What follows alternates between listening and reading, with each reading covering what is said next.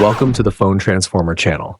In today's video, we'll show you how to split screen YouTube on Android, step by step. If you find this video helpful, please subscribe to our channel for more tech tips and tutorials. Let's get started. Step 1. First, grab your Android phone and open the YouTube app. You can easily find it on your home screen or in the app drawer. Once opened, choose the video you want to watch. Step 2. Now, swipe up from the bottom of the screen or tap the Recent Apps button to open the list of recently used applications. Step 3. Look for the YouTube app in the Recent Apps menu. Then, tap and hold the YouTube app icon displayed on the screen. Step 4. A menu will appear with several options. From this menu, select the Open in Split Screen option. This will pin YouTube to the top half of your screen. Step 5.